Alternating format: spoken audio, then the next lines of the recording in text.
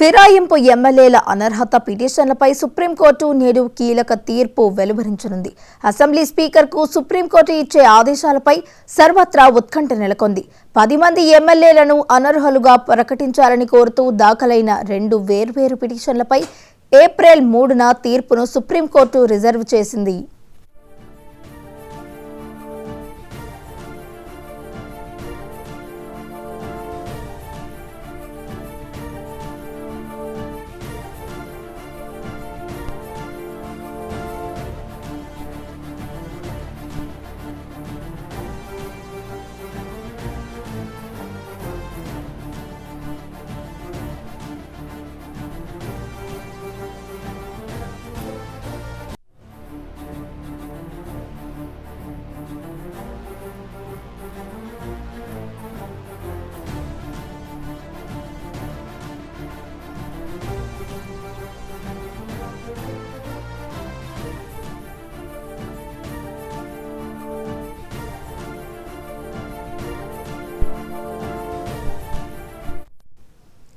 ఫిరాయింపు ఎమ్మెల్యేల అనర్హత పిటిషన్లపై సుప్రీంకోర్టు నేడు కీలక తీర్పును వెలువరించనుంది.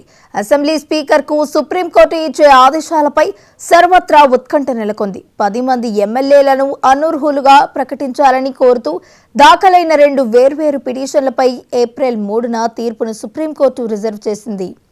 ఇక ఇదే అంశానికి సంబంధించి మరింత సమాచారాన్ని మా Delhi bureau chief Shirish live లో అందించడానికి సిద్ధంగా ఉన్నారు. శిరీష్, చెప్పండి. వైష్ణవి, మరికొద్దిసేపట్లో సుప్రీంకోర్టులో 10 మంది శాసనసభ్యులు అంటే ఎవరైతే బీఆర్ఎస్ నుంచి కాంగ్రెస్ పార్టీలో చేరేందుకు ప్రయత్నించారో, కొంతమంది చేరారో వాళ్ళని అనర్హులుగా ప్రకటించాలని చెప్పేసి వాళ్ళపై స్పీకర్ ఎలాంటి నిర్ణయం కూడా తీసుకోవడం లేదని చెప్పేసి సుప్రీంకోర్టులో 2 పిటిషన్లు కూడా దాఖలయ్యాయి. 2 పిటిషన్లపైన కూడా విచారణ అనేది కూడా కంప్లీట్ అయింది.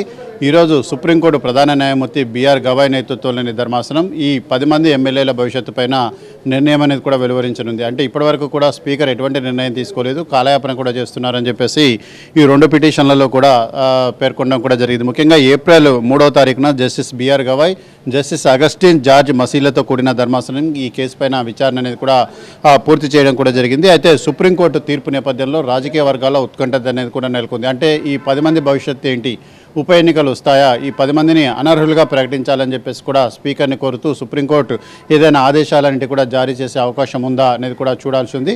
ఎందుకంటే గతంలో అనేక రాష్ట్రాల్లో తీర్పులు వచ్చిన నేపథ్యంలో స్పీకర్కు డెడ్ లైన్ అనేది కూడా సుప్రీంకోర్టు విధించవచ్చు అని చెప్పేసి కూడా సమాచారం కూడా అందుతుంది. అంటే ఒక కాలపరిమితి అనేది కూడా విధించి ఆ కాలపరిమితిలోపు ఈ 10 పిటిషన్లపైన కూడా విచారణ జరిపి వాళ్ళ విషయంలో నిర్ణయం తీసుకోమని చెప్పేసి కూడా స్పీకర్ను సుప్రీంకోర్టు ధర్మాసనం కోరే అవకాశం ఉంది. ఒక యాంగిల్. రెండోది, లేదు అంటే ఈ కేసును విస్తృత ధర్మాసనానికి నివేదించే అవకాశం ఉన్నది అనేది కూడా మరొక వాదన అనేది కూడా వినిపిస్తుంది. ముఖ్యంగా ఎమ్మెల్యేలు దానం నాగేందర్, తెల్లం వెంకట్రావు, కడియం శ్రీహరి ఈ ముగ్గురు కూడా పార్టీ ఫిరాయించారని చెప్పేసి పాడి కౌశిక్ రెడ్డి, అదేవిధంగా కేపీ వివేకానంద సుప్రీంకోర్టులో జనవరి 15వ తారీఖున స్పెషల్ లీవ్ పిటిషన్ అనేది కూడా దాఖలు చేయడం కూడా జరిగింది.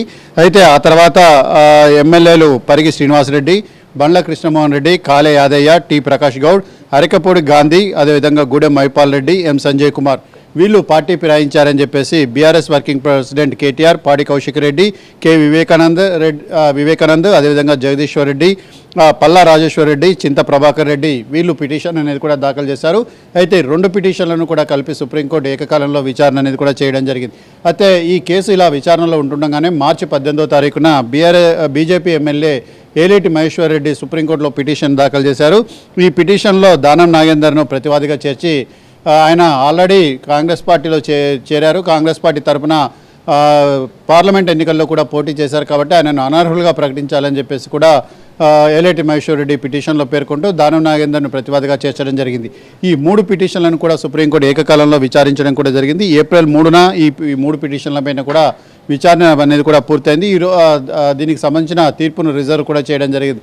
8 వారాల పాటు తీర్పును రిజర్వ్ చేస్తూ ఆ రోజు ఉత్తర్వులన్నిటి కూడా ఇచ్చారు. మధ్యలో సుప్రీంకోర్టుకు ఏదైతే వేసవి సెలవులన్నిటి కూడా ఉండడంతో దానికి సంబంధించిన జడ్జిమెంట్ అనేది కూడా ఈరోజు రాబోతోంది. ఈరోజు ఎలాంటి జడ్జిమెంట్ ఇవ్వబోతున్నారనేది కూడా చూడాల్సి ఉంది. అంటే వాళ్ళకు కాలపరిమితి విధిస్తూ వాళ్ళను వాళ్ళ పిటిషన్లపైన విచారణ చేయమని చెప్తారా, లేకపోతే ఈ విషయంలో స్పీకర్కు కాలపరిమితి అనేది కూడా విధించకుండా నిర్ణయం తీసుకునే అధికారం స్పీకర్కే ఉందని చెప్తారా, లేదా దీన్ని విస్తృత ధర్మాసనానికి బదలాయిస్తారా, ఏం చేస్తారనేది కూడా చూడాల్సి ఉంది. సో మొత్తం మీద కూడా ఈ 10 మంది ఎమ్మెల్యేల విషయంలో మరి సుప్రీంకోర్టు ఏ విధంగా వ్యవహరించబోతుందనే దానిపైన తదుపరి భవిష్యత్తు అనేది కూడా ఆధారపడింది. ఒకవేళ వీళ్ళను అనర్హులుగా ప్రకటించాలని స్పీకర్ను కనుక ఆదేశించినట్లయితే అంటే అలా ఆదేశించే అవకాశం లేదు, ఎందుకంటే విచారణ జరిపి వాళ్ళను అనర్హులుగా ప్రకటించాలా లేదా అనేది స్పీకర్ చేతుల్లోనే ఉంది. కాబట్టి స్పీకర్కు డెడ్ లైన్ అనేది కూడా విధించవచ్చు. ఒకవేళ అనర్హత అనేది ఎటు విధించాల్సి వస్తే ఒక దానం నాగేందర్ తప్ప మిగిలిన వాళ్ళకు సంబంధించి ఎటువంటి ఆధారాలంటి కూడా లేవు. వాళ్ళు దానం నాగేందర్ మాత్రం కాంగ్రెస్ పార్టీ తరఫున లోక్సభ ఎన్నికల్లో పోటీ చేశారు కాబట్టి ఎటువంటి సమస్య అనేది కూడా అంటే ఆయన విషయంలో నిర్ణయం తీసుకోవడానికి అవకాశం అనేది కూడా ఉంటుంది. మిగిలిన ఎమ్మెల్యేల విషయంలో ఉండదు కాబట్టి కేవలం ఒకే ఒక్క దాన నాగేందర్ విషయంలోనే కొంత ఇబ్బంది అనేది కూడా ఏర్పడుతుందా, మిగిలిన వాళ్ళ విషయంలో ఏం జరగబోతుంది అనేది కూడా చూడాల్సి ఉంది. సో మొత్తం మీద కూడా అసలు ఉప ఎన్నికలు అనేటివి కూడా రావు, ఎమ్మెల్యేల పైన ఎలాంటి అనర్హత వేటు అనేది కూడా పడబోదు అని చెప్పేసి కూడా కాంగ్రెస్ పార్టీ శ్రేణులు ధైర్యంగా ఉన్నాయి. సో సీఎం కూడా ఇదే విషయం పైన ఢిల్లీ పర్యటన సందర్భంగా మాట్లాడుతూ అసలు ఉప ఎన్నికలు అనేవి కూడా వచ్చే అవకాశం లేదని చెప్పేసి ఆయన వ్యాఖ్యానించడం కూడా జరిగింది. సో ఏం జరగబోతుంది అనేది కూడా 10:30 తర్వాత స్పష్టంగా అవబోతోంది. వైష్ణవి శిరీష్, అయితే ఇటు సుప్రీంకోర్టు తీర్పు తర్వాత తెలంగాణ రాజకీయ సమీకరణాల్లో ఎటువంటి మార్పులు వచ్చే అవకాశాలు ఉన్నాయంటారు? అంటే ఇక్కడ స్పీకర్ నిర్ణయాన్ని బట్టి ఉంటుంది. స్పీకర్ కాలపరిమితి అనేది విధిస్తారా, లేకపోతే కాలపరిమితి విధించినప్పటికీ కూడా విధించకుండా స్పీకర్కి ఆదేశాలంటే కూడా ఇస్తారా? ఒకవేళ కాలపరిమితి విధించి వీళ్ళపై నిర్ణయం తీసుకోమని చెప్పినప్పుడు స్పీకర్ ఎటువంటి నిర్ణయం తీసుకుంటారనే దాన్ని బట్టి వీళ్ళ భవిష్యత్తు అనేది ఆధారపడే అవకాశం కూడా ఉంది. ఒక స్పష్టమైన ఆధారాలు దానం నాగేందర్ విషయంలో తప్ప మిగిలిన వాళ్ళ విషయంలో లేవు కాబట్టి దానం నాగేందర్ ఒకటి విషయంలోనే కొంత ఉత్కంఠ అనేది కూడా నెలకొంది. మిగిలిన వాళ్ళు ఎవరు కూడా అధికారికంగా కాంగ్రెస్ పార్టీ సభ్యత్వం అనేది కూడా తీసుకోలేదు, కేవలం ముఖ్యమంత్రిని కూడా కలిశారు. అయితే ఆ తర్వాత కూడా తమ కాంగ్రెస్ పార్టీలో చేరినట్లుగా కూడా వాళ్ళు అఫీషియల్గా ఎక్కడ ప్రకటించలేదు. సో ఈ నేపథ్యంలో వాళ్ళకు ఊరట దొరుకుతుంది. మిగిలిన వాళ్ళకు మిగిలిన దానం నాగేందర్ విషయంలో మాత్రం ఏం జరగబోతుంది అనేది కూడా చూడాల్సి ఉంది. Right, thank you Sirish.